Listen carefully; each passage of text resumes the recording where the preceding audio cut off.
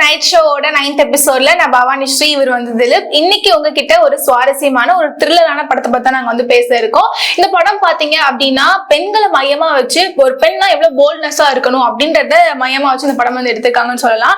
திலீப் இந்த படம் பார்த்தோம்னா 2009ல தெலுங்குல வந்து எடுத்திருக்காங்க. நம்ம அருந்ததி அப்படின்னு சொல்லக்கூடிய அந்த படம் தான்.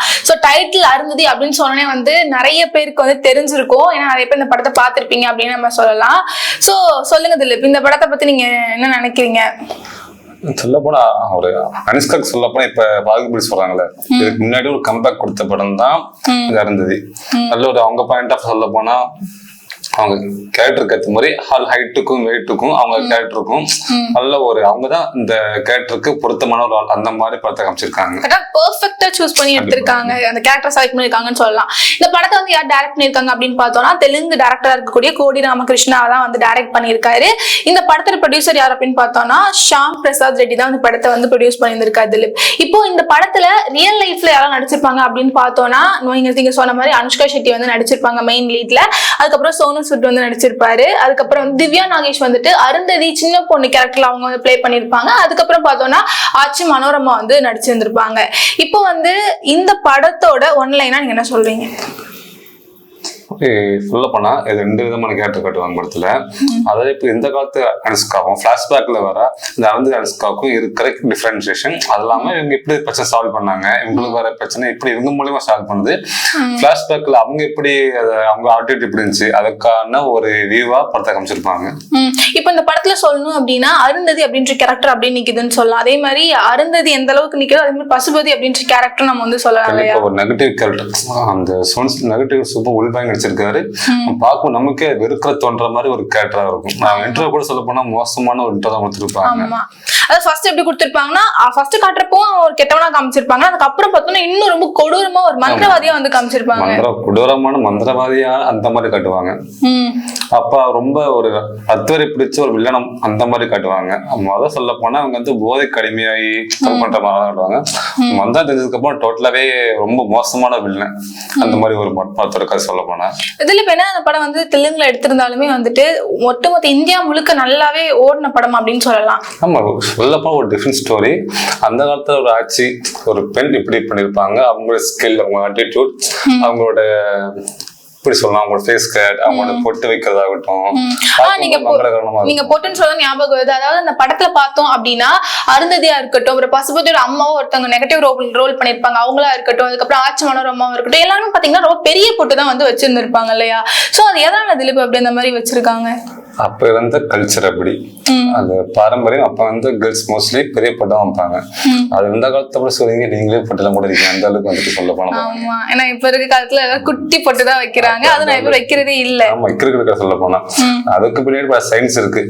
நமக்கு பத்தி போனோம்னா அந்ததி விட்டுருவோம், அந்ததிக்காங்க. ஓகே, இப்போ வந்து அடுத்து பார்த்தோம் அப்படின்னா அருந்ததி அப்படின்ற பேருக்கு பின்னாடியே வந்துட்டு ஒரு காரணம் இருக்கு அப்படின்னு சொல்லப்படுது. ஓகேவா? இப்போ வந்துட்டு இந்த படத்தோட ப்ரொடியூசர் கூட ஷாம் பிரசாத் ரெட்டியுமே என்ன சொல்லியிருப்பாரு அப்படின்னு பார்த்தோம்னா, அதாவது ஒரு தீமையை எதிர்த்து ஒரு நன்மையா இருக்கக்கூடிய ஒரு பொண்ணு போராடுறதுதான் அப்படின்ற மாதிரி அவர் சொல்லியிருந்திருப்பாரு. இது நம்ம இந்து புராணங்கள் படி பார்த்தோம் அப்படின்னா வசிஷ்ட முனிவர் அப்படின்னு சொல்லிட்டு ஒரு முனிவர் இருந்திருப்பாரு. அவங்களோட ஒய்ஃப் பேர் தான் வந்துட்டு அருந்ததியா இருக்கும். அதாவது அருந்ததினா நல்லா போல்டு உள்ள ஒரு பெண்ணா, பெண்மையா வந்து எப்படி இருக்கணும், நிறைய விஷயங்கள் வந்து போர்கள் எல்லாமே கத்து வச்சிருக்கக்கூடிய எல்லா நற்குணங்களும் அடங்கிய ஒருத்தவங்க தான் வந்துட்டு அருந்ததி அப்படின்னு சொல்லுவாங்க. அந்த இப்ப நம்ம திருமணங்களை கூட பார்த்தோம்னா கூட அந்த அருந்ததி நட்சத்திரம் சொல்லுவாங்க இல்லையா? அந்த முகம் பார்த்து இந்த மாதிரிலாம் ஒரு டயலாக்லாம் முஸ்லீம் கேட்டிருக்குன்னு சொல்ல போனா இப்பதான் அது மீனிங்கே புரியுது. அதே மாதிரி பார்த்தோம் அப்படின்னா அந்த படத்துல வந்துட்டு 2 அனுஷ்காவே 2 இதா காமிச்சிருப்பாங்க. அதாவது அந்த அருந்ததியா ஒரு காமிச்சிருப்பாங்க, அப்புறம் அருந்ததிக்கு அப்புறம் இந்த காலத்துல இருக்கிற அனுஷ்கா, அப்ப இருந்தா அந்த அருந்ததி அனுஷ்கா 2 சூப்பரா காமிச்சிருப்பாங்க. அப்ப இருக்க அனுஷ்கா பார்க்கும்போது ரொம்ப தெய்வீகமா இருப்பாங்க. அதாவது ஒரு பக்கம் தான் அங்க ஒரு அரசியல் இருந்தாலுமே பாக்குறப்ப நமக்கு வந்து ஒரு தெய்வீக லுக்கா தான் இருப்பாங்க. அந்த ஊர் மக்கள் கூட அவங்க வந்து சாமி மாதிரி தான் பார்ப்பாங்க. பாட்டாகட்டும் பொம்மைய சொல்லுவாங்க, சொல்லும் போதெல்லாம் ஒரு சாமி மாதிரி தான் அவங்க பார்ப்பாங்க. அதே இன்னொரு விஷயம் பார்த்தோம் அப்படின்னா ஒரு பெண்ணுக்கான ஒரு போல்ட்னஸ், அந்த கலைகள், போர்கள் எல்லாமே கத்து வச்சிருக்க மாதிரி அந்த படத்துல காட்டுவாங்கல்ல. ஆமா, அப்ப இருக்கிற அந்த அரசியல் அப்ப இருந்த டைம் சொல்ல போனா இந்த போர் வித்தைகள் அப்பெல்லாம் முக்கியத்துவம் கொடுத்தாங்க கேர்ள்ஸுக்கு. அது மட்டும் இல்லாம அனுஷ்கா 2-3 ஸ்கில் உங்களுக்கு இருக்கும். டான்ஸ் ஒரு டான்ஸ் நல்லா ஆடுவாங்க. இன்னொரு பக்கம் பார்த்தா ஆக்சுவலா அந்த டான்ஸ் வச்சுதான் வந்துட்டு பசுபதியா இருக்கக்கூடியவனை கூட அவங்க அட்டாக் பண்ணுவாங்க. அது முக்கியமான ஒரு சீன் காமிச்சிருப்பாங்க. டான்ஸுக்கும் முக்கியத்துவம், டான்ஸுக்கு பின்னாடி இருக்க அந்த ஃபைட்டிங் ஸ்கில், அது மூலியமா அட்டாக் பண்ற மாதிரி காமிச்சிருப்பாங்க. ஒரு பக்கம் பார்த்தா ஓவியம், அது டிராயிங் இப்படி அங்க பெயிண்டிங் சூப்பரா பண்ணிருப்பாங்க. அதுக்கு பின்னாடி இருக்கிற நுணுக்கமான அந்த எழுத்துக்கள். ஆமா, நீங்க ஓவியம் சொல்ல ஞாபகம் வருது. அதாவது மறுஜென்மத்துல இருந்த அனுஷ்காவோட போட்டோ ஒண்ணு இருக்கும். அந்த போட்டோல பார்த்தோம்னா அழகா அவங்க போட்டோ வந்து பெயிண்ட் பண்ணி அது அழகா எழுதியிருப்பாங்க. ஆட்சி மனோரமா வந்துட்டு அந்த ரெண்டாவதா இருக்கக்கூடிய அனுஷ்காக்கு வந்து சொல்லிட்டு இருப்பாங்க கதைகள் சொல்றப்போ, அந்த பெயிண்டிங் பாக்குறப்போ நல்லா இருக்கும்ல. ஆமா, அந்த பெயிண்டிங் பின்னாடி நுணுக்கமான அந்த எழுத்து எழுதி அவங்க எப்படி அது கஷ்டப்பட்டாங்க, எப்படி சரி பண்றதுக்கு சொல்யூஷன் கொடுத்துருக்காங்க, அதெல்லாம் அந்த பெயிண்டிங்லாம் இருக்குங்க. அதை அவங்க வந்து ஒத்து பார்த்து அதை புரிஞ்சுப்பாங்க அந்த ஸ்டோரி சொல்ல போனா அவங்க வந்து. அதுக்கப்புறம் பார்த்தோம் அப்படின்னா அந்த கிராபிக்ஸும் நம்ம சொல்லி ஆகணும் அந்த அரண்மனையில. அது இப்படி செகண்ட் சொல்ல போனா பழசாகும், அப்படி புதுசாகும். அதை சொல்லும் போது இப்ப இருக்க ஏற்று அப்பா ஒருத்தரும் போல அந்த அளவுக்கு அந்த கிராபிக்ஸ் சொல்ல போனா சூப்பரா பண்ணியிருந்தாங்க. இப்ப நான் நினைக்கும் போதுதான் அதை சொல்ல போனா ஒரிஜினல் இருக்கா டூப்ளிகேட் அந்த மாதிரி நினைச்சிட்டு இருந்தேன். அதே மாதிரி நம்ம பார்த்தோம்னா சொல்லிதான் ஆகணும், அந்த அருந்ததி படத்துல வரக்கூடிய அரண்மனை வந்துட்டு நிறைய பேர் வந்து செட்டுன்னு நினைச்சிட்டு இருக்கோம் இல்லையா? நீங்க என்ன நினைச்சீங்க இதுல? நானும் செட் நினைச்சிட்டு இருந்தேன். ஆனா பார்த்தோம்னா அந்த படத்துல காட்டக்கூடிய அந்த அரண்மனை வந்துட்டு ஆந்திராவில இருக்கக்கூடிய பனகனப்பள்ளி அப்படின்ற ஒரு இடத்துல வந்துட்டு இருக்கு. ஓகேவா? இதுக்கு பின்னாடி ஒரு வரலாறு வந்து சொல்லப்படுது. என்ன அப்படின்னு பார்த்தோம்னா 350 வருஷத்துக்கு முன்னாடி ஒரு நவாப் வந்து அங்க இருந்திருக்காரு. அதாவது அவர் பேர் வந்துட்டு அலிகான் அப்படின்னு சொல்லப்படுது. அவர் வந்து என்ன பண்ணிருக்காரு அப்படின்னு பார்த்தோம்னா 5 வருஷத்துல அந்த கோட்டையை கட்டி முடிச்சிருக்காரு. அது மட்டும் இல்லாம டெய்லி வந்து 800 பேரை வச்சு டெய்லியும் ப்ராசஸ் பண்ணி ஒரு 5 வருஷத்துல அந்த கோட்டையை வந்து கட்டி முடிச்சிருக்காரு. ஆமா. அடுத்தது பார்த்தோம்னா குருளரெம்மா ரெட்டி அப்படின்னு சொல்லிட்டு ஒருத்தர் இருந்திருக்காரு. அதாவது குர்ரம் அப்படின்றது பார்த்தோம்னா தமிழ குதிரை அப்படின்னு சொல்லுவாங்க. சோ அந்த காலத்துல வந்துட்டு குதிரை பந்தயமா ரொம்பவே வந்து ஃபேமஸா இருந்திருக்கு. அப்போ வந்துட்டு இந்த குருளரெம்மா ரெட்டி அப்படின்ற பொண்ணை வந்துட்டு அலிகானுக்கு ரொம்ப பிடிச்சிருந்திருக்கு. அப்போ போய் அவர் பொண்ணு கிட்டப்போ இவர் என்ன சொல்லியிருக்காருன்னா, நீ இந்த மாதிரி குதிரை பந்தயத்துல ஜெயிச்சுட்டு வந்தா நான் பொண்ணு தருவேன் அப்படின்னு சொல்லியிருக்காரு போல. உடனே அப்போ அலிகான் ரொம்ப கஷ்டப்பட்டு ட்ரை பண்ணி அந்த குதிரை போட்டிலையும் ஜெயிச்சுட்டு அந்த பொண்ணை மேரேஜும் பண்ணியிருக்காரு. அதுக்கப்புறம் பார்த்தோம்னா அந்த ஒய்ஃப்காக கட்டப்பட்ட அரண்மனை தான் அரண்மனை அப்படின்னு வந்து சொல்லப்படுது. ஆமா, ஆக்சுவலா அந்த எப்படி பார்த்தோம்னா கிரானைட் கல் வச்சு அந்த கோட்டை ஃபுல்லா வந்து அரண்மனை கட்டி இருந்திருக்காங்க. அதுவும் வந்து நுட்பமா ஒவ்வொரு விஷயம் பார்த்து வந்து கட்டியிருக்காங்க.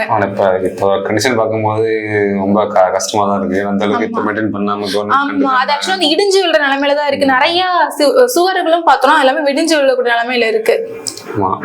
அது கவர்மெண்ட் கண்டுக்கல சொல்ல போனா. இது ஒரு பக்கம் வந்துட்டு இந்த கதை ஒரு பக்கம் சொல்லப்படுது. இன்னொரு பக்கம் என்ன சொல்றாங்கன்னா அரண்மனை கட்டப்பட்டதுக்கு வந்து அந்த காலத்துல வந்து பிரிட்டிஷ் ஆட்சியாளர்கள் இருந்திருப்பாங்க, வழிபோக்கர்கள் இருந்திருப்பாங்க. சோ அவங்களுக்காக தங்கணும் அப்படின்றதுக்காக இந்த கோட்டை கட்டப்பட்டது அப்படின்னு சொல்லிட்டு ரெண்டு விதமா வந்து சொல்றாங்க. இதுல மக்கள் பேண்டா ஃபர்ஸ்ட் சொன்னதுதான் கொஞ்சம் பொருந்துற மாதிரி இருக்கு. எப்படி வழிபோக்கனுக்கு எப்படி அவ்வளவு பெரிய கோட்டை எல்லாம் எப்படி கட்ட முடியும்? கண்டிப்பா. பட் ஆனா பரவாயில்ல, அதை சொல்லி வச்சிருக்காங்க, அவங்க கேட்டுதான் ஆகணும். ஆனா நம்ம வந்து அந்த மாதிரி கோட்டைகள் அந்த காலத்துல ராஜாக்கள் கட்டின கோட்டைகளை நம்ம பாதுகாக்கணும், நம்ம கடமைன்னு சொல்லலாம். பாதுகாக்காம அந்த கோட்டை கண்டிஷன் டோட்டலா சேஞ்ச் ஆயிட்டு. ஏன்னா இன்னும் எவ்வளவு கோட்டைகள் இருந்திருக்கும், நிறைய கோட்டைகள் தெரியாம நம்ம அரண்மனைகள் தெரியாம தரமட்டமா போகிருக்கிறத நம்ம பார்க்க முடியுது. இப்ப இருக்க அப்படி சவுல் அப்படி இன்னும் போயிட்டு தான் இருக்கு. சொல்ல போனா இன்னும் கண்டுக்காம இருக்கிறாங்க கவர்மெண்ட். கண்டிப்பா. சோ இந்த படத்துல வேற உங்களுக்கு பிடிச்ச ஒரு சீன்ஸ் இல்லாட்டி இந்த விஷயம் எனக்கு பிடிச்சது அப்படின்னா அந்த இதை சொல்வீங்க? அந்த சீன் சொல்ல போனா இப்ப இருக்க அனுஷ்கா வந்து அந்த அனுஷ்கா மாறுவாங்க. ஒரு பால் சீன்ல மாறும்போது ஒரு செகண்ட்ல வந்து அந்த அனுஷ்கா மாறும்போது அப்ப அவங்க ஃபேஸ் கேட்டாங்க, ஆட்டிடியூட் டோட்டலி சேஞ்ச் ஆகும். இது பன்னியன் படத்துல விக்ரம் எப்படி அந்த அம்பி அன்னியன் சேஞ்ச் ஆகுது. ஸோ அந்த டைம்ல அனுஷ்கா இந்த மாதிரி வியூ வந்து சூப்பரா மக்களுக்கு காமிச்சிருப்பாங்க.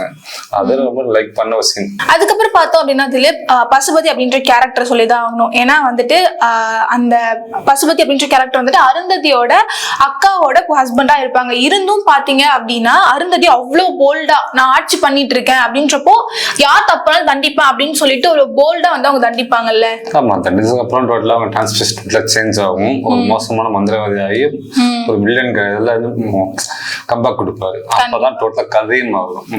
அந்த செகண்ட் ஹாஃப் போனா இவங்கதான் பசுபதி தான் இந்த மாதிரி போகும். கண்டிப்பா. அதே மாதிரி பார்த்தோம் அப்படின்னா அந்த காலகட்டத்துல என்னதான் ஒரு படம் எடுக்கிறாங்க அப்படின்னு பார்த்தோம்னாலும் ஒரு ஹீரோ இம்பார்ட்டன்ட் அப்படின்ற மாதிரி இருக்கும். ஹீரோ ரெண்டுமே இம்பார்ட்டன்ட் தான், பட் ஹீரோ வச்சுதான் கதைகள் போகிற மாதிரி இருக்கும். ஆனா இந்த படம் ஒரு ஃபீமேல் லீடுக்கு வந்துட்டு இந்த மாதிரி எடுத்தா நல்லா இருக்கும், ஒரு பெண்ணை வச்சு ஒரு கதை எடுக்கலாம் அப்படின்றதுக்கான ஒரு உதாரணமா அந்த படத்தை வந்து நம்ம சொல்லலாம். எடுத்தது மூலியமா கொஞ்சம் உமன்ஸுக்கு சொல்ல போனா ஒரு போல்டு கிடைக்கும். அந்த மாதிரி ஒரு படம் அவங்களுக்கு வந்து ஒரு மோட்டிவேட் படம் இருக்கலாம். அந்த மாதிரி படம் தான் எடுத்திருக்காங்க சொல்ல போனா. ஒவ்வொரு சீன் சொல்ல போனா கேர்ள்ஸுக்கு வந்து இப்படி ஒரு போல்ட் ஆகட்டும், வீரம் ஆகட்டும், இப்படி பேசுற ஆட்டிடியூட், இப்படி கரெக்டா இருக்கணும், அவங்களோட ட்ரெஸ்ஸிங் சென்ஸ் ஆகட்டும், ஹேர் ஸ்டைல் ஆகட்டும். அது இந்த காலத்துல பார்த்தோம்னா அந்த படத்துல காட்டுற மாதிரி பெண்கள் போல்டா இருக்க வேண்டிய ஒரு காலகட்டம்னு கூட நம்ம சொல்லலாம். கண்டிப்பா நிறைய தற்காப்பு கலைகள்லாம் கத்துக்கிட்டு அந்த அளவுக்கு இருக்கணும் அப்படின்ற மாதிரிதான் இருக்கு காலகட்டம். அதுக்கப்புறம் வந்துட்டு இன்னொரு விஷயம் பார்த்தோம்னா இந்த படத்துல பசுபதியோட அம்மாவோ ஒருத்தவங்க நெகட்டிவ் ரோல் பண்ணிருப்பாங்கல்ல, அவங்களுக்கு நிறைய இடத்துல பார்த்தோம்னா க்ளோஸ் அப் ஷாட்ஸ் வந்து காமிச்சிருப்பாங்க. நீங்க சீன்ஸ் பாத்தீங்கன்னாலே தெரியும், நிறைய இடங்கள்ல அவங்களுக்கு க்ளோஸ் அப் ஷாட்ஸ் வந்துட்டு போகிறாங்க. திடீர்னு காட்டுவாங்க ஃபேஸ, கொஞ்சம் பயங்கரமா தான் இருக்கும். திடீர்னு காட்டுறப்ப கண்டிப்பா என்னதான் வந்துட்டு எவ்வளவோ பேய் படங்கள் வந்தாலுமே அருந்ததி அப்படின்னு சொன்னாலே ஒரு எப்படி சொல்றது, அப்படியே ஒரு பயம். கண்டிப்பா அந்த அந்த பிளேஸ் வந்து வேற எந்த படம்னாலும் நிரப்ப முடியாது. அந்த மாதிரி படத்தை காமிச்சிட்டாங்க. கண்டிப்பா அனுஷ்கா ஷெட்டியோட லைஃப்லயுமே சொல்லணும்னா அவங்க சினிமா இண்டஸ்ட்ரியில வந்து இந்த படம் வந்து அவங்களுக்கு ஒரு புதிய திருப்பமா மாறி இருக்குன்னு கூட நம்ம சொல்லலாம். அவங்க டோட்டலா சேஞ்ச் பண்ணிருக்கு. அவங்க லைஃப் டோட்டலா சினிமா இண்டஸ்ட்ரியில இந்த படத்து மூலியமா அவங்களோட ஆக்டிங் லெவல் பீக்ல இருக்கு. கண்டிப்பா. சோ இந்த படம் நீங்க பார்க்கணும் அப்படின்னு நினைச்சீங்கன்னா மக்களே யூடியூப்ல அவைலபிளா இருக்கு, தாராளமா போய் பாருங்க.